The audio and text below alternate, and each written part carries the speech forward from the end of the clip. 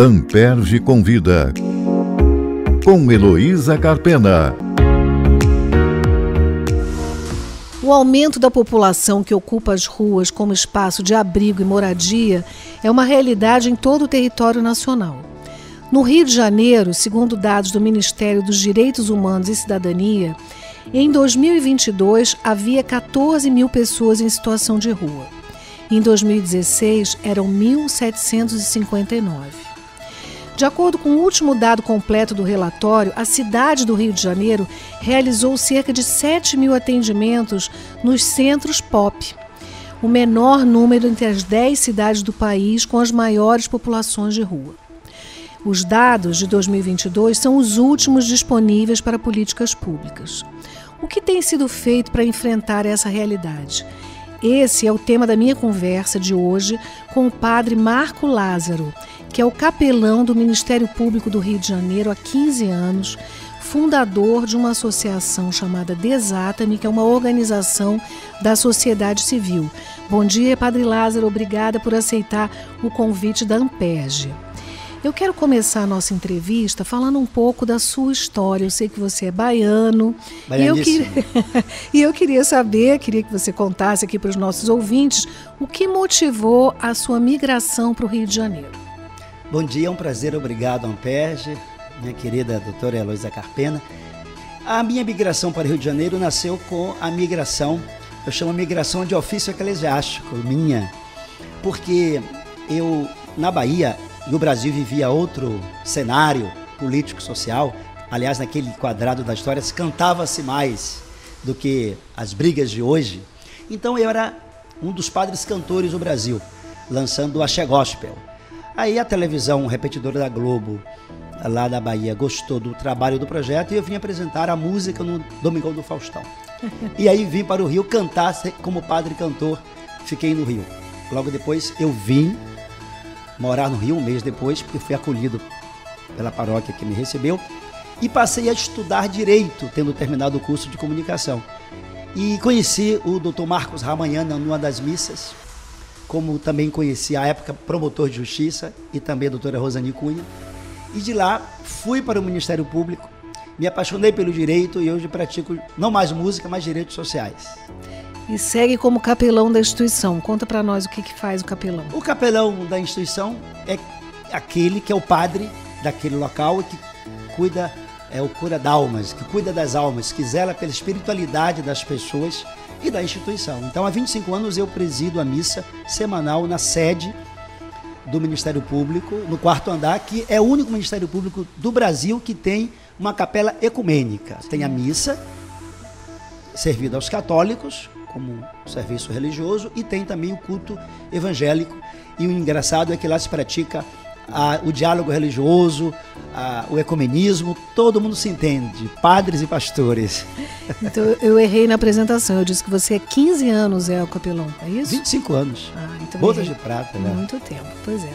Então, falando agora especificamente do nosso tema, entrando no nosso tema, eu quero saber de você, assim, quem pode ser considerado população de rua? Porque existem, não é, já normas jurídicas que tratam disso, então há uma definição da lei.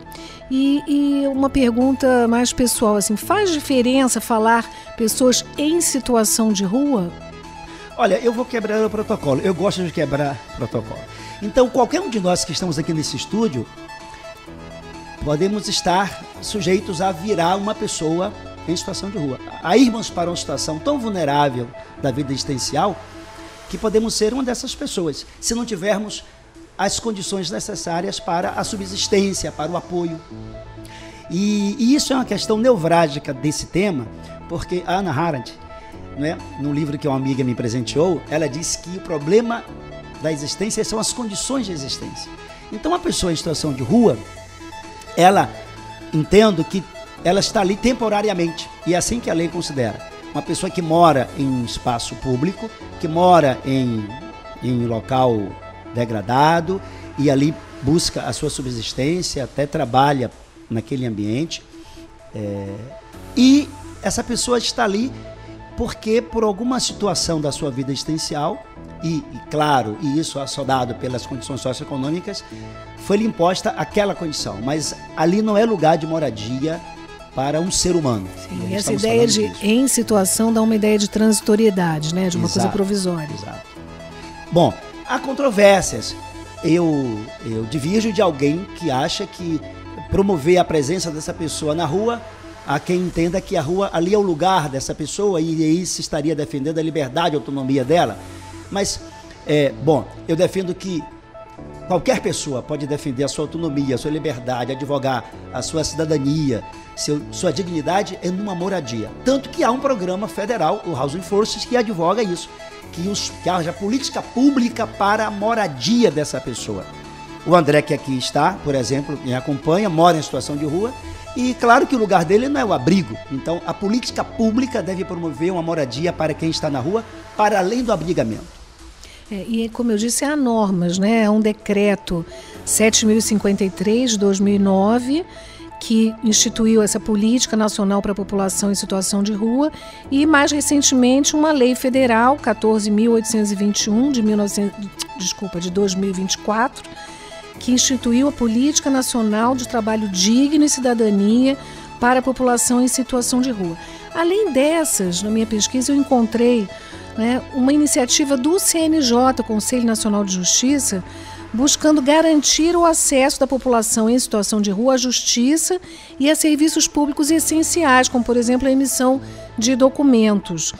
Então, essa resolução 425 de 21 criou uma outra política, Política Nacional Judicial de Atenção a Pessoas em Situação de Rua e suas interseccionalidades. POP Rua Jude é o nome. Esse, então, é um tema para ser cuidado pela Justiça e, além desse esforço de desburocratização, que é proposto aí nessa resolução do CNJ, em que outros sentidos, providências ou medidas o Judiciário deve interferir nessa realidade? Doutora Heloísa, veja, o decreto de 2009 foi um presente de Natal para esses vulneráveis. Ele é de dezembro de 2009. 2009 até hoje, nós passamos a medir em que progrediu, no que evoluiu a política pública para essa população. Muito pouco, não é?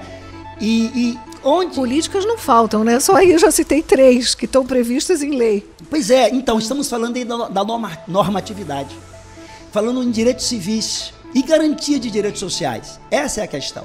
Então, quando nós analisamos o problema da população vulnerável, nós temos que pensar no contexto socioeconômico dessa população. O que é garantido a essas pessoas? Como saúde, como lazer, como moradia, como trabalho. Então, o que é que se fez, por exemplo, no Brasil, voltado para emprego e renda para essa população? Porque não basta pensar nessa população apenas normativamente e, nas horas difíceis das grandes comoções, socorrer com comida, quentinha, agasalho. É preciso garantir direito dessas pessoas. São sujeitos de direito. Então, por que é que o CNJ, CNMP, o CNMP, por exemplo, tem um guia que orienta a atuação do Ministério Público? Vamos falar disso. Porque, na verdade, são os verdadeiros responsáveis para garantir direitos dessa população. Sim. E na omissão do Estado, como se vê, é o Ministério Público quem deve aparecer, como está no artigo 127, como advogado dessa população. Então, é uma categoria jurídica e é função constitucional do Ministério Público assumir isso. Graças a Deus, o nosso PGJ atual, o doutor Antônio José, está sensível, criou agora um grupo de trabalho para esse fim, e eu estou comemorando que já fomos chamados para uma reunião com a doutora Andréa Minha, com a doutora Patrícia Carvão, com a doutora Marcelina Vega. Isto é, o MP do Rio está on. Pois é, já antecipou a minha próxima pergunta, que era exatamente essa, né? Em 2015, o CNMP lançou um guia de atuação ministerial de defesa dos direitos das pessoas de rua.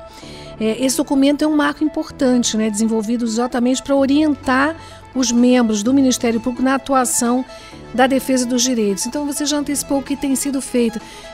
Mas eu queria saber, além disso, né, se há, por parte da instituição, dos seus membros, realmente o reconhecimento de que essa é uma missão institucional, porque me parece que tem uma fronteira aí um pouco permeável entre o trabalho do Ministério Público e da Defensoria Pública, né? Que aqui no Rio de Janeiro é bastante estruturada. Como é que você vê essa superposição de papéis em alguma medida? Bem, a política pública, ela é praticada nesse tripé. O poder público, o executivo, o poder, a organização civil organizada e a iniciativa privada. Quem se aproxima mais da conversa com os movimentos populares, geralmente, tradicionalmente, é a defensoria. Mas a ação efetiva, eu entendo que com o olhar do MP, segundo os estudiosos do MP, menos persecutório e mais resolutivo, né? Um MP proativo para o acompanhamento da política pública que naqueles lugares em que o Estado se omite, eu acho que isso é uma ação comum que cabe também ao Ministério Público. Quer dizer, eu acho que essa visão de que a Defensoria é quem tem essa missão principal, eu acho que é limitada. Há um erro aí de leitura, como se o MP só praticasse aquelas atividades, né, o papel de polícia. Não, o MP, ele tem na sociedade democrática de direito a função de ser o guardião da lei, vigiar para que a promoção social também aconteça em favor do segmento vulnerável da sociedade. Sim, e já existe essa identificação em relação à criança e adolescente, em relação aos encarcerados, né, aos idosos. A comunidade LGBTQ, pois é, então etc. Há uma identificação das funções institucionais com esse papel. Eu acho que nunca foi tanto tempo oportuno para a atuação da tutela coletiva do MP. Ah, sim, pois é exatamente isso que eu queria destacar. Então, num aspecto coletivo, né, prevaleceria o trabalho do Ministério Público e a Defensoria atuaria mais nas questões individuais, é isso? Isso. Inclusive, eu quero destacar que a DPF 976, eu tive o privilégio, né, apoiado, porque o trabalho que nós fazemos é um trabalho que tem um apoiamento dos tribunais, uma conversa muito grande com os servidores e membros dos tribunais do Rio de Janeiro.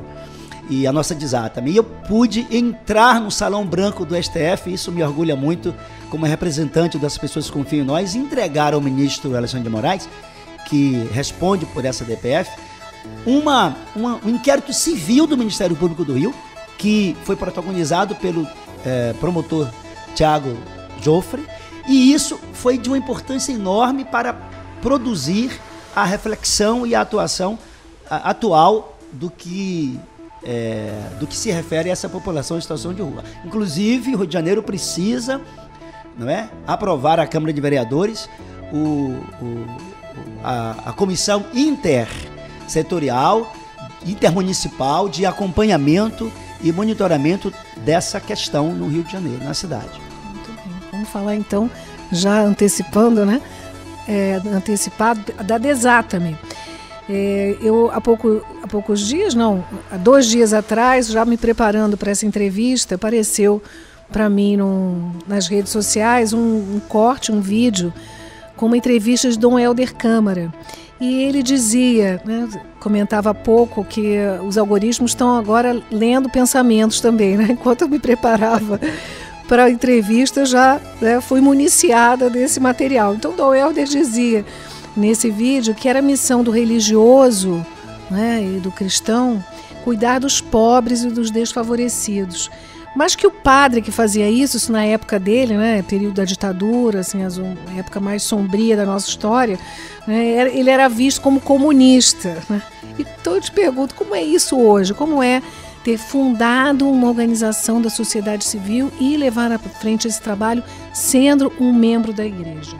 Olha, eu tenho uma resposta que nasce lá em 1891. Eu vou lembrar do Papa, estamos com o Papa Leão XIV, né? E ele inspirou o título do seu papado no Leão XIII. E a Rerum Novarum, quer dizer, das coisas novas, do latim, a Rerum Novarum, nasceu porque o Papa Leão XIII, ali no bojo da nascente sociedade capitalista, Revolução Industrial, ele quis protagonizar o papel do homem como a figura mais importante da sociedade. E eu acredito nisso. Eu acredito que essa é a inspiração. Não dá para ser padre, religioso, pastor, seja quem for, se você não conversar com a pessoa crente, mas antes de vê-lo ou vê-la como uma pessoa que trata do céu, uma pessoa que cuida do seu cuidado, cuida das coisas da terra, a começar do seu bem-estar, né? E a sua dignidade, a sua cidadania, porque você não pode amar a Deus a quem não vê se você não reconhece o irmão a quem vê. Então, o inspirado Dom Helder estava falando disso, da função social da igreja, e isso é uma atitude política, né? Na verdade, a igreja hoje figura como uma agente política da sociedade. E é importante que isso seja feito respeitando a Constituição, que advoga que todos são livres perante a lei, artigo 5º, e que é livre para fazer a escolha religiosa que quiser.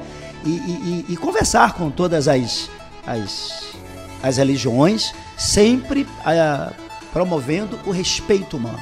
Acho que a primeira religião é respeitar a pessoa, cada um na sua liberdade. Então hoje o ambiente é mais propício a esse tipo de atuação do que era nos anos 70? Não é, desculpa, não é mais propício. Isso é coisa de gente ousada. Eu estou a fim de fazer isso mesmo. Quer dizer, eu saí da caixinha eclesiástica convencional, a chamada paróquia, para enxergando a rua como um espaço aberto para dialogar com todas as gentes e levar Jesus a todos os ambientes. Agora, não é um trabalho fácil, porque isso fico mais exposto, não é? Do ponto de vista material, eu fico menos subsidiado, eu tenho que correr atrás das doações, porque quem trabalha com o social sabe que nós temos que buscar o gargalo é o dinheiro, é o capital. Não tem como cuidar do pobre se você não tem recurso, tá? Nós temos agora um jovem que acolhemos para mais um, na verdade são 3, o André, o Alexandre e o Abimael. Nós estamos decididos a levá-los para um alojamento como um modelo, um piloto de moradia primeira. Mas até conseguir recursos para isso é uma suadeira, mas isso dá gosto. Isso dá gosto. Então aproveita para fazer a propaganda da Desata-me. Por favor, visite a Desata-me. Por que Desata-me? Me permita. Desata-me porque eu entendo que está no tempo de desatar o nó. Sabe? São muitos nós e de várias dimensões. Então, há na Igreja Católica uma devoção à Nossa Senhora chamada Maria Desatadora dos Nós. Então nós somos anjos, como tem uns anjos que cercam essa imagem, e devemos ajudar os outros, ajudando a desatar os nós. E a nossa missão é desatar os nós para criar laços de amor, de fraternidade. E à medida que vamos criando esses laços, formando uma rede de apoio, de ajuda, nós vamos ajudando a minimizar a dor das pessoas. Não vamos resolver. Na Bíblia, permita-me buscar a Sagrada Escritura, está lá que pobres sempre os tereis, mas nós podemos não ser omissos, como aquele bom samaritano que, vendo a pessoa caída, foi lá e socorreu, no lugar do sacerdote, das instituições que às vezes passam a largo e não dão assistência devida. Então, a nossa finalidade é não praticar assistencialismo, mas praticar assistência ao pobre com fundamento jurídico, para poder levar as pessoas a ter cidadania, dignidade na sua vida humana. E quem quiser fazer doações, por favor, pode fazer pelo Pix, será uma alegria construirmos esse imobiliário com a sua ajuda. O CNPJ vou dizer 21 012 148 001, portanto, 1000 ao contrário, -16. Vamos colocar no link do episódio. E o site www.desatame.org. Sim, vamos colocar isso no link do episódio para ninguém esquecer. E a pergunta final, para amarrar aqui já que estamos desatando, vamos também amarrar um pouco a conversa.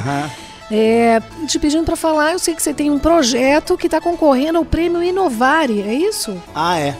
Quer dizer, foi uma alegria descobrir que esse trabalho nosso, eles têm um conteúdo jurídico de tal forma importante que conversa com a pretensão do Prêmio Inovare, que é contemplar trabalhos que estão ligados à cidadania, por exemplo, que é o que nós buscamos fazer. Então nós escrevemos isso com a luz lá jurídica de um grande parceiro nosso, que é o desembargador Dr. Pinheiro Munhoz, e estamos aí vendo no que é que vai dar. O fato de nós estamos como a vida, que nós não queremos, na verdade, ganhar nada. O importante é jogar o jogo. Então estamos jogando esse jogo. O Inovare não é pouca coisa, né? É um maior prêmio aí da comunidade jurídica. Do CNJ. Concedido pelo CNJ anualmente. E você está concorrendo nesse projeto que se chama...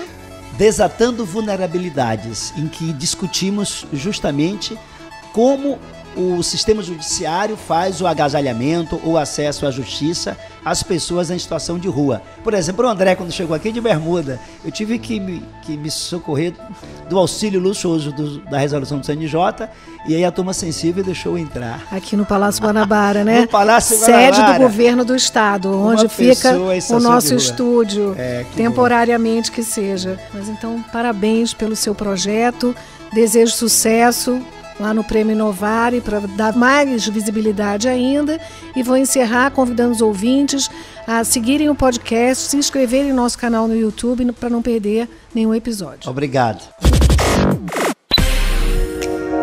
Amperge convida, com Heloísa Carpena.